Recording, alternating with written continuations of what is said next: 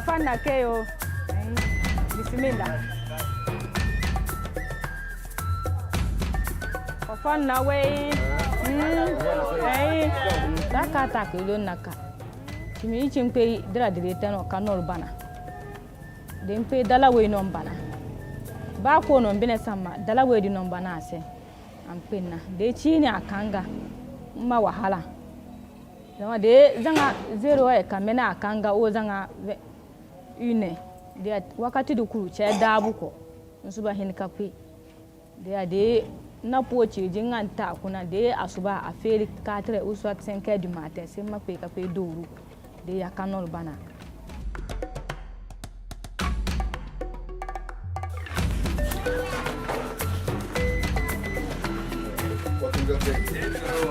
ngali don gono sinte brodon lab ka diafsi to mas za ta ko de ka isina problem fu kana de we buru choro hin ka ko gon choro no de china ka igo na mo de déplacement serinza ka pai mo we buru choro mpe ko norbana ko wo vc termo do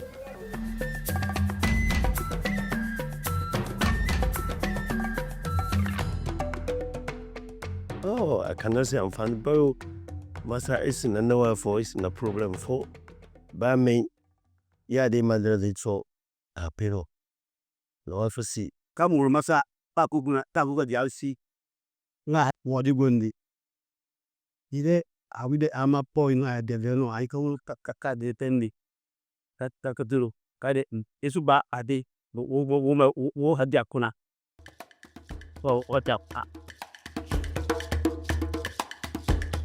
wai boro na ko ce ne wallahi na biya su di na amfani kwayo da ma tin te ko kuna ko ma waya ban han fa ma bitinu kan munu da kwa to ni fa ku to ko na buturu ko ka sa fa da sai ni kuru pe be na za ha mini buru ban na waya kuru pe de wallahi na ri pe sabu irin nan tabu ka me kin ka kuru pe zan sai bon da pe makana taka yo amin Pour se mettre à l'aise, dans un premier temps, on essaie d'abord d'ouvrir le couvercle qui est en métallique et on se met en position accroupie. Une fois fini de faire ses besoins, vous allez voir ici de la suie. La suie qui souvent nous permet de mettre dans le seau, ce qui nous permet de neutraliser. Dans un premier temps, absorber l'urine et neutraliser les odeurs autour de l'attaque. On ferme le socle et on se met en position accroupie de ce côté pour pouvoir se nettoyer puisqu'il n'est pas bon de mettre l'eau dedans.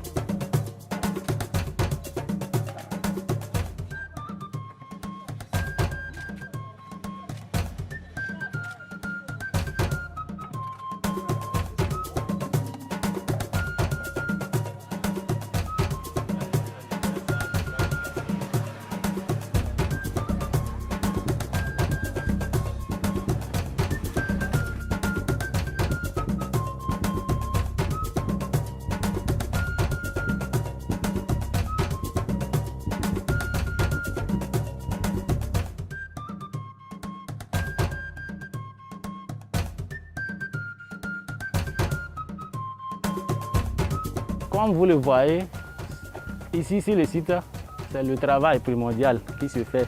Une fois que les excréteurs sont stockés dans les compostières, il y a un suivi qui se fait par un agent composteur. Comme vous le voyez, il est chargé de faire le retournement, puisque ces matières, dès qu'ils sont stockés dans ces compostières, subissent des transformations. Le processus de maturation durant 9 mois. Après, quand ces matières sont mûres, nous utilisons des thermomètres qui nous permettent de mesurer la température de ces matières stockées. Une fois les seaux sont collectés, contenant des matières, les agents viennent diverser dans les compostières. Une fois diversés, les seaux vides suivent des traitements qui est l'entretien. Vous voyez, nous avons une aire de lavage qui nous sert de laver les seaux.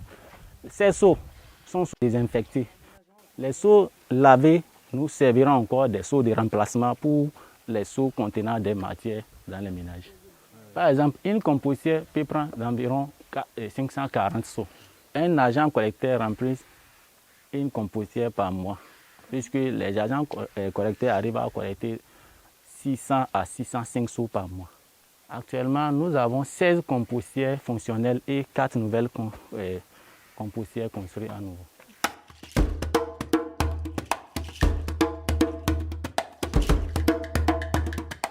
Une fois que les composts sont mûrs, nous faisons le prélèvement des échantillons qui sont envoyés au niveau des laboratoires aéronables.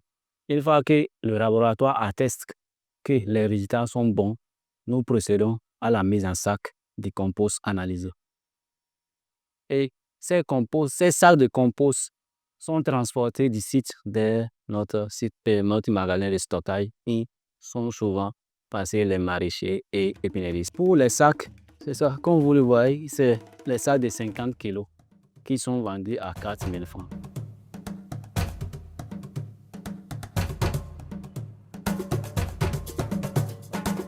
Quand je parle de la santé, c'est que les produits que je fais, c'est purement bio. Moi, je n'utilise pas l'engrais ici depuis que j'ai commencé. Moi, je fais ici le crin-crin, je fais les légumes à feuilles, je fais les légumes en fruits, je fais les céréales, je fais les légumes racines. Donc, c'est ma spécialité. Donc, et tout ça, là, c'est à base des composts. La difficulté, c'est qu'on constate que nos terres commencent par se dégrader.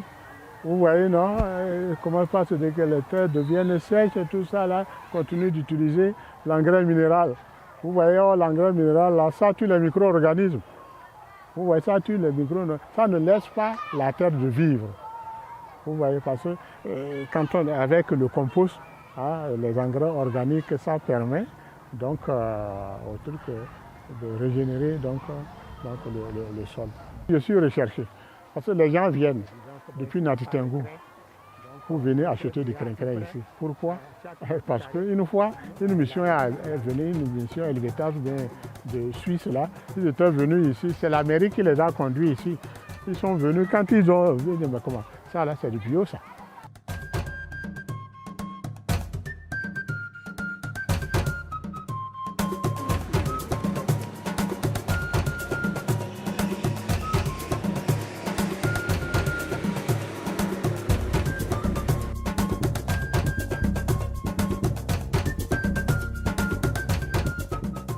Différentes délégations que nous recevons et qui vont visiter l'expérience. Chacune de ces délégations aperçoit l'adhésion des populations. Parce que ça leur évite de quitter leur domicile pour des besoins pressants. Ça leur évite de polluer l'environnement immédiat et ça, j'allais dire, ça permet de cacher l'intimité des personnes. Donc, avec un dispositif assez léger où un service est mis à leur disposition pour s'occuper de tout ça, je pense qu'il n'y avait pas mieux à faire. Tout le monde sait qu'au niveau de ces ménages qui reçoivent ce dispositif d'État, c'est un soulagement, un vrai soulagement.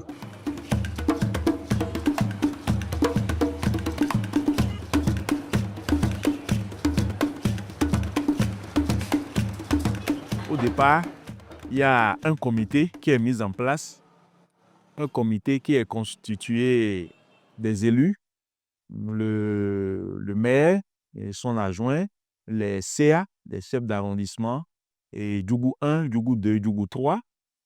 Ensuite, il y a les techniciens et bien sûr l'équipe technique de TAC. c'est-à-dire l'ONG ici, c'est une ONG française. Bon, cette équipe-là, on a constitué un comité et ce comité a réfléchi un peu pour établir les critères qui ont prévalu, n'est-ce pas, l'identification de ces ménages. Entre autres critères, il faut voir la taille du ménage, c'est-à-dire le nombre de personnes qui y vivent. Il faut voir la présence ou l'absence de latrine.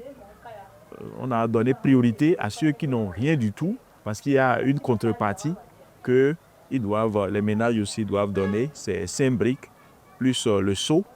Le seau où, quand on fait les selles, ou qui sont le réceptacle, n'est-ce pas, de ces fesses-là.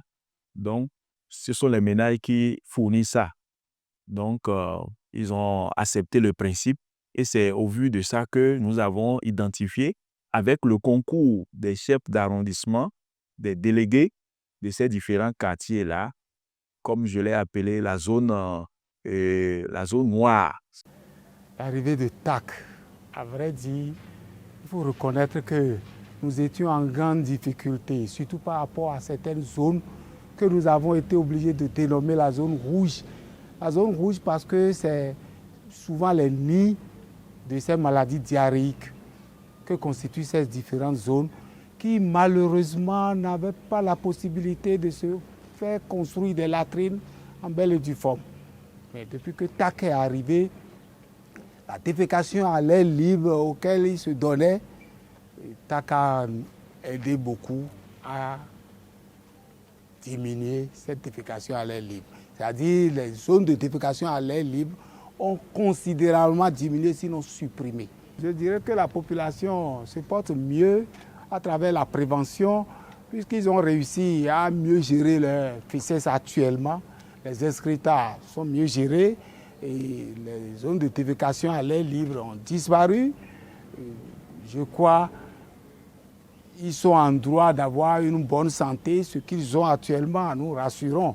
Avec les statistiques actuelles de la zone, nous croyons que ces gens-là se portent mieux. Et mieux encore, TAC a amené un système où la défécation qui en temps était problème est devenue solution. Solution du moment où ces excrétas sont regroupés dans des compostières, dans un lieu donné, bien suivi, et qui devient de l'engrais qui alimente les cultures, qui font qu'aujourd'hui, la population même n'a plus besoin d'aller chercher des produits chimiques pour venir engraisser son champ. Les jardins sont bien nourris, les jardins produisent mieux et je crois que c'est à l'avantage du TAC et la population en bénéficie.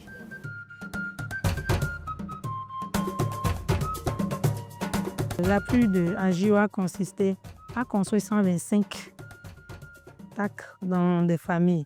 Et généralement, une famille est constituée, une TAC est utilisée en moyenne par 8 personnes. Donc, quand on va faire l'extrapolation, on voit que près de 1000 personnes ont été impactées. Au cours de la phase de consolidation, il est prévu également le complément de 50 autres TAC sur financement toujours de la GIZ et d'autres travaux tels que l'aménagement des sites, l'aménagement du site de compostage avec construction d'autres nouvelles compostières, l'aménagement de l'air, de lavage des seaux et aussi la construction d'un magasin. Le projet a double bénéfice.